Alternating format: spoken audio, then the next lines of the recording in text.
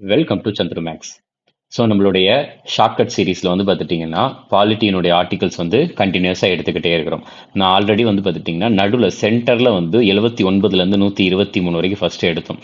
So அதுக்கடுத்து வந்து நிறைய பேர் கமெண்ட் பண்ணியிருந்தீங்க, ஃபஸ்ட்லேருந்தே வந்து கண்டினியூஸாக பாலிட்டி ஆர்டிகல்ஸ் முடிக்கலாம் அப்படின்ட்டு நிறைய பேர் கேட்டதுனால நான் ஆல்ரெடி 1லேருந்து 35 வரைக்கும் ஆர்டிகல்ஸ் எடுத்தாச்சு. ஓகே, 1லேருந்து 35 வரைக்கும் ஆர்டிகல்ஸ் முடிச்சாச்சு. அந்த ஆர்டிகல்ஸ் நீங்கள் வீடியோ பார்க்குறதுக்கு முன்னாடி வந்து நம்ம அட்டவணைகளுக்கு தனியாக ஷார்ட்கட் போட்டிருக்கேன். அதுக்கடுத்து பகுதி, அதாவது பார்ட்ஸ் ஒரு 25 பார்ட் இருக்குது, அதுக்குமே நான் தனியாக ஷார்ட்கட் போட்டிருக்கேன். அதை ஒரு தடவை நீங்கள் பார்த்துட்டு இந்த வீடியோஸ் பாலிட்டியினுடைய ஆர்டிகல்ஸ் ரிலேட்டடாக வீடியோஸ் பாருங்கள். ஓகே, ஸோ இந்த வீடியோவில் வந்து 36லேருந்து 51 வரைக்கும் சரியா, அதாவது மெயினாக வந்து DPSP directive principles of state policy, மாநில கொள்கையின் வழிகாட்டுதல் கோட்பாடுகள், இதை தான் வந்து நம்ம இந்த வீடியோவில் பார்க்க போகிறோம். ரொம்ப ரொம்ப குழப்பக்கூடிய விஷயங்கள் அனைத்தையுமே வந்து சிம்பிளாக ஈஸியாக நம்ம ஷார்ட்கட்டில் பார்த்துடலாம். ஓகே, ஸோ இதனுடைய ஒரு முக்கியமான நோக்கமே என்ன அப்படின்னு பார்த்துட்டிங்கன்னா, நம்மளுக்கு எல்லா ஆர்டிக்கலையுமே ஒரு ஷார்ட்கட். இப்போ திடீர்னு வந்து ஒரு ஆர்டிக்கல் 123 இல்லை 217 இல்லை 239 அப்படின்ட்டு சடனாக கேட்குறப்ப நம்மளுக்கு ஞாபகத்துக்கு வரணும். அதனால தான். ஓகே, சரி. இப்போ DPSP directive principles of state policy, இதை பொறுத்த வரைக்கும் நான் ஆல்ரெடி சொல்லியிருக்கேன். இந்த டிபிஎஸ்பி வந்து எங்கேருந்து எடுக்கப்பட்டது பாருங்க, டைரக்டிவ் ஐஆர்இ அப்படின்னு இருக்கு. அப்போ எங்கேருந்து எடுக்கப்பட்டதுன்னா அயர்லாண்ட்லேருந்து எடுக்கப்பட்டிருக்கு. ரைட்டா, அயர்லாந்து நாட்டிலேருந்து தான் இந்த ஒரு டிபிஎஸ்பி அப்படின்ற ஒரு விஷயத்தை வந்து நம்ம வாங்கியிருக்கோம். ரைட்டா, பார்ட் 4 இருக்குது. பார்ட் 4 இந்த DPSP directive principles of state policy வந்து எந்த ஆர்டிக்கல்லேருந்து எந்த ஆர்டிக்கல்னா ஆர்டிக்கல் 36லேருந்து 51 வரைக்கும் இருக்குது. இது எல்லாத்தையுமே நம்ம இன்னைக்கு இந்த வீடியோவில் பார்க்க போகிறோம், ஷார்ட்கட் வச்சு தான். சரி, இதில் ஃபஸ்ட்டு பாருங்கள். ஸோ நான் வந்து அடிப்படை உரிமைகள் சொல்கிறப்பே நான் சொல்லியிருக்கேன், அது 12 ப்ளஸ் 12 கூட ஒரு 3 மல்டிப்ளை பண்ணோம் அப்படின்னா 36. இந்த ரெண்டுமே 12 ஆகட்டும் 36 ஆகட்டும், இந்த ரெண்டையுமே வந்து எதை பற்றி சொல்கிறது அப்படின்னா ஸ்டேட். உங்களுக்கு இந்திய அரசியலமைப்பில் இந்தியா அப்படின்றது வந்து ஒரு சில இடத்துல மட்டும்தான் மென்ஷன் ஆயிருக்கும், ஆனால் நிறைய இடத்துல ஸ்டேட் தான் மென்ஷன் ஆயிருக்கும். ஸோ இந்த ஸ்டேட் அப்படின்னா என்ன அப்படின்னா அதற்கான டெஃபினேஷனை தான் வந்து ஆர்டிகல் 12 ஆர்டிகல் 36 சொல்கிறது. ஆர்டிகல் 12 ஆர்டிகல் 36 ஸ்டேட் அப்படின்னா என்னன்னு சொல்லுது. சரியா, அதனால 12க்கும் 36க்கும் எப்பவுமே ஞாபகம் வச்சுக்கோங்க. 12 into 3 36, 12 36.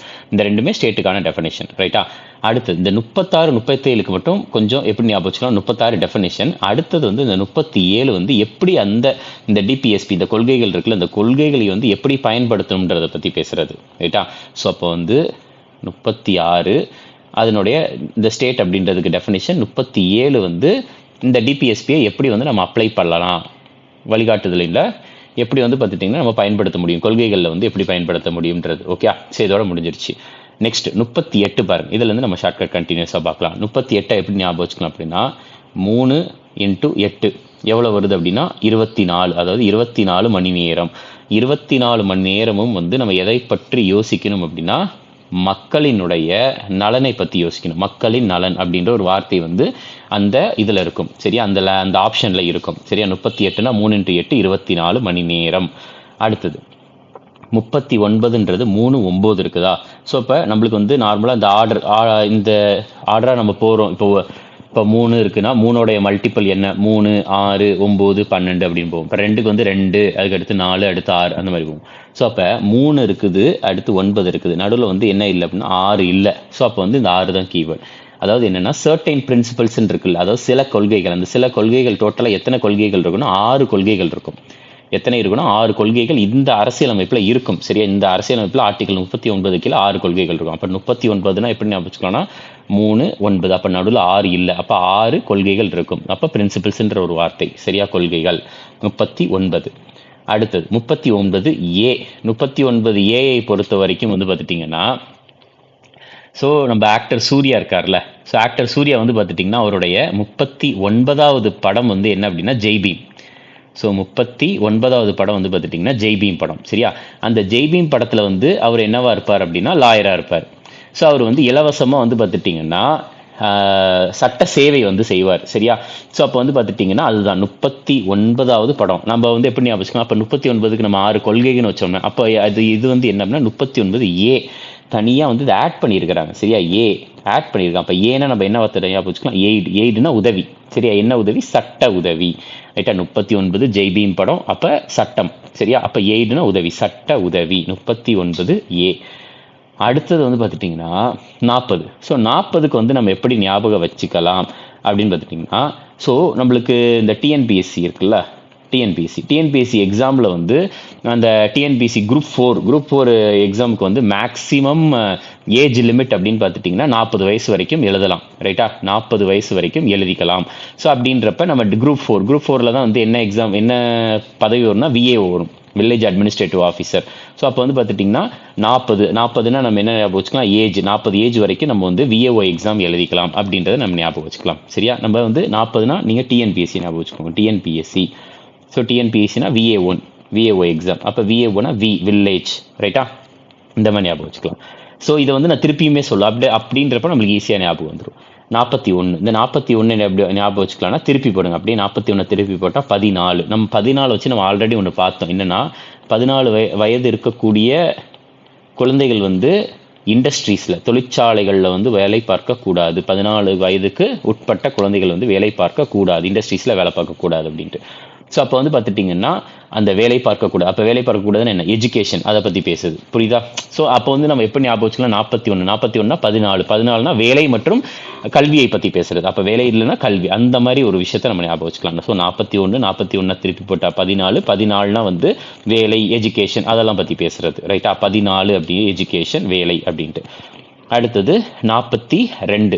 இந்த 42 வந்து நம்ம எப்படி பண்ணிக்கலாம், இதையுமே திருப்பி போடுவோம். 42 திருப்பி போட்டால் 24. சரியா, அதாவது 24 மணி நேரமும் வந்து வேலை. சரியா, 24 மணி நேரம் வேலை அப்படின்ற ஒரு விஷயத்த பண்ணக்கூடாது, வேலையெல்லாம் பார்க்கக்கூடாது அப்படின்னு. ஸோ அதாவது மனிதாபிமான வேலை நிலைமைகள். சரியா, ஸோ கொஞ்சமாச்சு வந்து பார்த்துட்டிங்கன்னா அவங்க வந்து 24 மணி நேரம் இருக்குது அப்படின்றப்ப ஒரு ஒரு நாளைக்கு வந்து ஒரு 7 மணி நேரம் 8 மணி நேரம் இந்த மாதிரி டைம் பீரியட்ல வந்து வேலையை கொடுக்கலாம் அப்படின்றத பற்றி பேசுகிறேன். சரியா, 42 அது வேற, அந்த 38 வேற. 38னா 3 x 8 24 மணி நேரம் மக்களின் நலன். இங்கே 42 அப்படின்றப்ப 42 திருப்பி தான் போடுறோம். சரியா, 42 அப்படின்றத நம்ம திருப்பி போட்டு 24 மணி நேரம் வேலை பார்க்கக்கூடாது. சரியா, ஸோ அப்போ வந்து அதாவது மனிதாபிமான வேலை நிலைமைகள், ஹியூமன் கண்டிஷன்ஸ் ஆஃப் ஒர்க். ரைட்டா, அதுக்கப்புறம் வந்து பார்த்துட்டிங்கன்னா இந்த மகப்பேறு நிவாரணம், மேட்டர்னிட்டி ரிலீஃப். ஸோ கர்ப்பமாக இருக்கக்கூடிய காலத்தில் வந்து பார்த்துட்டிங்கன்னா அவங்களுக்கு லீவ் கொடுக்குறது, அதை பற்றிலாம் பேசுறது 42. அடுத்தது 43. இதை நம்ம எப்படி வச்சுக்கலாம், மனிதனுக்கு தேவையான 3 விஷயங்கள் என்ன அப்படின்னு பார்த்துட்டிங்கன்னா, சாப்பிட்றதுக்கு சாப்பாடு, தங்கறதுக்கு ஒரு வீடு, அதுக்கப்புறம் வந்து போடுறதுக்கு ட்ரெஸ்ஸு. சரியா, நம்ம வந்து ஃபுட்டு, ஷெல்டரு, அதுக்கப்புறம் வந்து ட்ரெஸ், இதெல்லாம் சொல்லுவாங்கல்ல. ஸோ அதுக்கு அடுத்தது 4வது ஒரு விஷயம் வந்து தேவைப்படுது. அதுதான் என்னன்னா லிவிங் வேஜ், அதாவது வாழ்க்கைக்கான ஊதியம். சரியா, ஸோ அப்போ வந்து 3 விஷயங்கள் தேவைப்படுது, சாப்பிட்றதுக்கு சாப்பாடு, போடுறதுக்கு ட்ரெஸ்ஸு, இருக்கிறதுக்கு ஒரு வீடு. 4வது ஒரு விஷயம் தேவை, அதுதான் வந்து லிவிங் வேஜ், ஒர்க்கர்ஸ்குள்ளது. சரி, அப்போ 43 வந்து எதற்கு தொடர்புடைய ஒரு வார்த்தை அப்படின்னா ஒர்க்கர்ஸு கூட தொடர்புடைய வார்த்தை.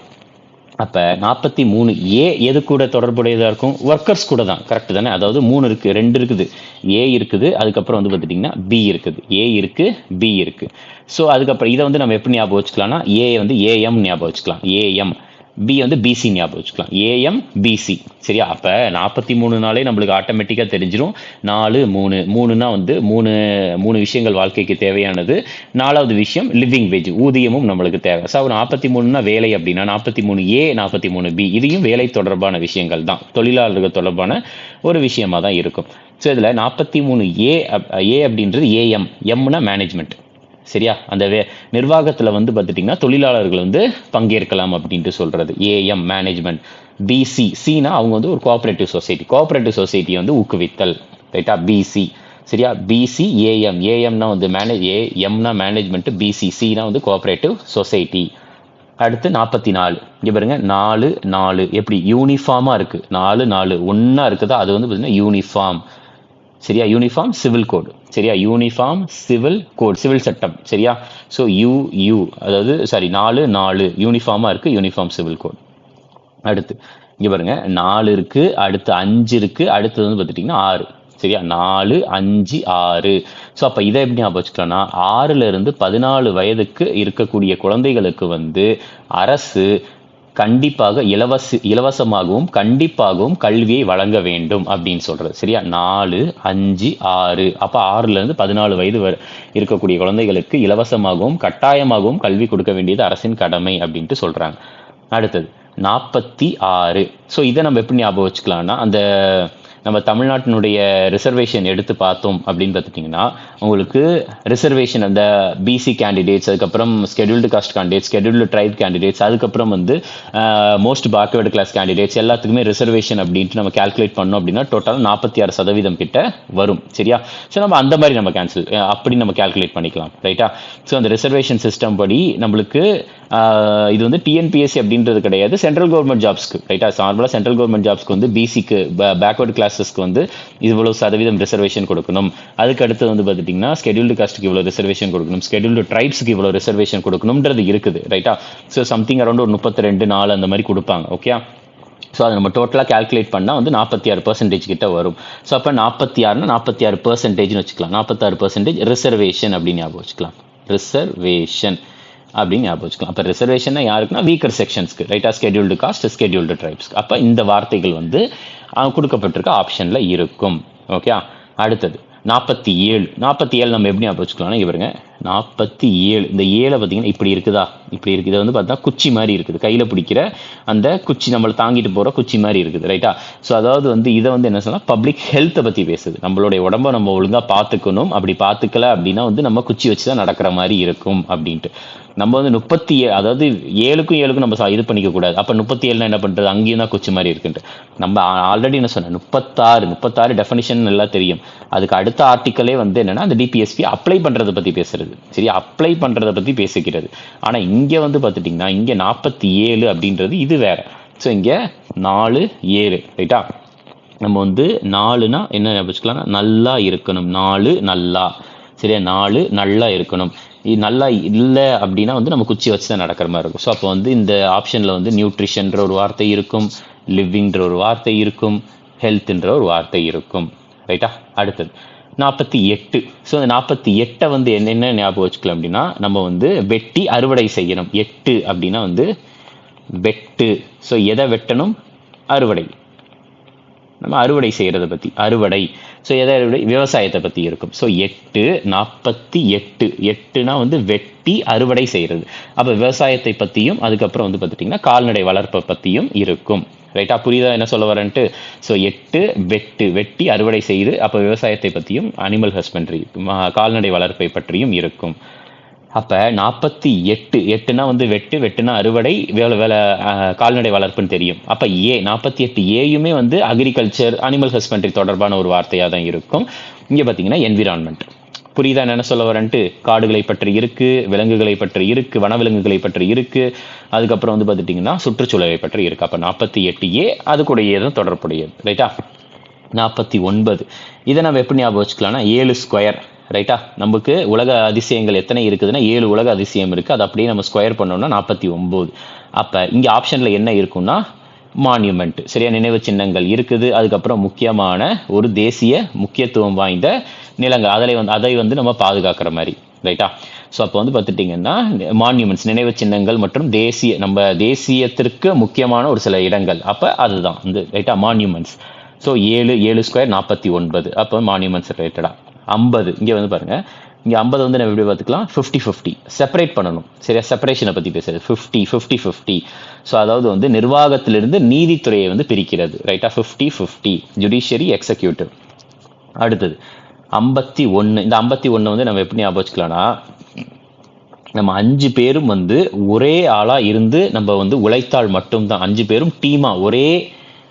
பேரும் ஒரே டீமாக இருந்து உழைத்தால் மட்டும்தான் அமைதி மற்றும் பாதுகாக்க முடியும். சரியா? ஒரு சர்வதேச அளவில் அமைதி இருக்க முடியும். சரியா? 5 பேர் இருக்கிறோம் அப்படின்னா நம்ம ஒரே டீமாக வேலை பார்க்கணும். அப்போ தான் நமக்குள்ள அமைதி இருக்கும், அதுக்கப்புறம் பாதுகாப்பு இருக்கும். ரைட்டா? ஸோ அந்த மாதிரி. ஸோ இதுதான் வந்து பார்த்துட்டிங்கன்னா நம்மளுக்கு டிபிஎஸ்பியினுடைய ஷார்ட்கட். இதெல்லாம் நம்ம அதை வந்து லைன் பை லைன் படிச்சோன்னா ரொம்ப கஷ்டம். ஸோ இந்த மாதிரி கீவேர்டு வச்சு படிச்சோன்னா ரொம்ப ஈஸி. ஸோ இப்போ ஒரு தடவை வந்து ஒரு 2 மினிட்ஸில் ரிவிஷன் பண்ணிடலாமா?